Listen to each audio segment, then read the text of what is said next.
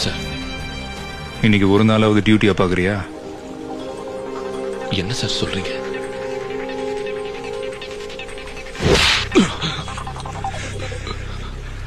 எங்க இருக்கான்? யார் சார்? காக்கி சட்டை போட்டதுக்கு நீங்க ஒரு நாளாவது நேர்மையா வேலையா போறாங்க. பாரு, லஞ்சம் ஊழல் ரொம்ப முக்கியமான விங்கு, ரொம்ப முக்கியமான ஒரு பவர்ஃபுல்லான போஸ்ட்டு. அதில் நீ இருக்கும்போது என்னுடைய ஆட்சிக்கும் என்னுடைய அரசுக்கும் என் மக்களுக்கு ஏற்றாப்பில் நான் என்ன சொல்கிறேனோ அதை நீ செஞ்சு ஆகணும். உன்னால் முடியுமா முடியாதா அப்படின்னு கேட்டுட்டு தான் பதவியில் வச்சுருப்பாங்க. அல்லாமல் சும்மா எல்லாம் தூக்க முடியாது. இதில் இன்னொரு விஷயம் இருக்குது. இந்த சீமான், சாட்டை முருகன், இந்த மாதிரி ஒரு குரூப் இருக்குல்ல, இந்த குரூப்பெல்லாம் கண்ட்ரோல் பண்ணுறது யாரால் முடியும்னு நினைக்கிறீங்க? இது அருண் ஐபிஎஸ்ஸால் தான் முடியும். நீங்கள் எல்லாருமே இந்த நம்ம இவர் இப்போ ஜெயிலேருந்து புதுசாக இப்போ ரீசெண்டாக வந்தார், யார் அவர், அவருடைய அந்த பேக்ரவுண்டில் இந்த அருண் ஐபிஎஸ்ஸை நீங்கள் கொஞ்சம் பார்க்குறீங்க. ஓகே தான், அவரும் அவரை சார்ந்தவர்களும் அருண் ஐபிஎஸ் அவர் ஏமாத்துறாரு, நிறைய தப்புகள் பண்ணியிருக்கிறாரு, தாவேகா கட்சிக்கு எதிராகவே நிறைய விஷயங்களை செஞ்சுருக்கிறாருன்னா எதிரியாகவே இருந்துட்டு போகிறான். அவன் நகர்த்திய காய்களை வச்சே இன்றைக்கி நம்ம அவனை கண்ட்ரோல் பண்ண போகிறோம். சரியா?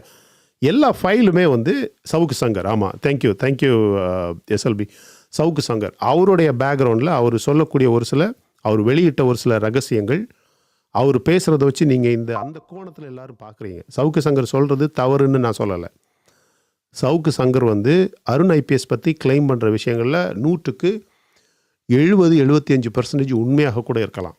பட் ஒரு சீஃப் மினிஸ்டர் ஒரு அரசை நடத்தணும் அப்படிங்கிற முறையில் அடுத்த 5 வருடம் சக்ஸஸ்ஃபுல்லாக முடித்து அதுக்கு அடுத்த 5 வருடத்துக்கு தயாராகணும், தன்னுடைய பொலிட்டிக்கல் ஃப்யூச்சரையே அடுத்த 20 வருடங்களுக்கு சிமெண்ட் பண்ணணும் அப்படிங்கிற தலைவருடைய ஆசைக்கு மத்தியில் இப்படிப்பட்ட ஒரு சில விஷயங்களை வச்சு நம்ம மாஸ்டர் ஸ்ட்ரோக்கை மிஸ் பண்ணிடக்கூடாது.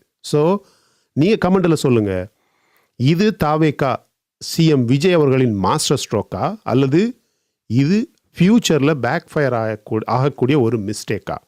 நான் இதெல்லாம் சொன்னதுக்கு அப்புறமும், அதாவது KN நேரு, செந்தில் பாலாஜி, நம்ம சபரீசன் அண்ட் உதயநிதி, சபரீசன் அண்ட் உதயநிதி 2 பேருக்கும் இடையில் 30,000 கோடி ரூபாய்க்கான ஒரு டீல் இருக்கிறதாக இதுக்கு முன்னாடி இருந்த ஃபைனான்ஸ் மினிஸ்டர் பிடிஆர் வெளியிட்ட லீக்கான ஒரு ஆடியோ பற்றி நீங்கள் எல்லாருமே எலெக்ஷனுக்கு முன்னாடி கேட்டிருப்பீங்க. அது ரொம்ப வைரலாச்சு.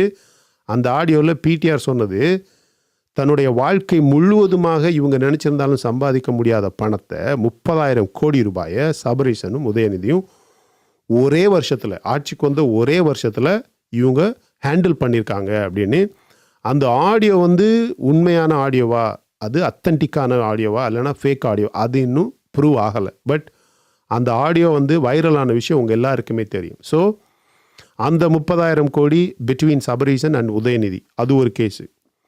ஆக்சுவல் கரூர் கேஸ் கண்டிப்பாக சிஎம் விஜய் அவர்களுக்கும் அவரை சார்ந்தவர்களுக்கும் தெரியும் என்ன நடந்தது, எப்படி நடந்ததுன்னு. அது ஒரு ஸ்டாம்பீட் அப்படிங்கிறது ஜோடிக்கப்பட்டதா, வேணுமனே அலங்கரிக்கப்பட்ட ஒரு ஸ்டாம்பீடா, இல்லைனா யார் செஞ்ச தவறுனால அது நடந்தது, அது ஒரு என்ன சொல்கிறது, ஒரு பிளாட்டட் மர்டர், மாஸ் மர்டரா அப்படிங்கிறத ப்ரூவ் பண்ணுறதுக்கான எல்லா ஆதாரங்களும் இந்த அருண் ஐபிஎஸ் கிட்டே இருக்குது.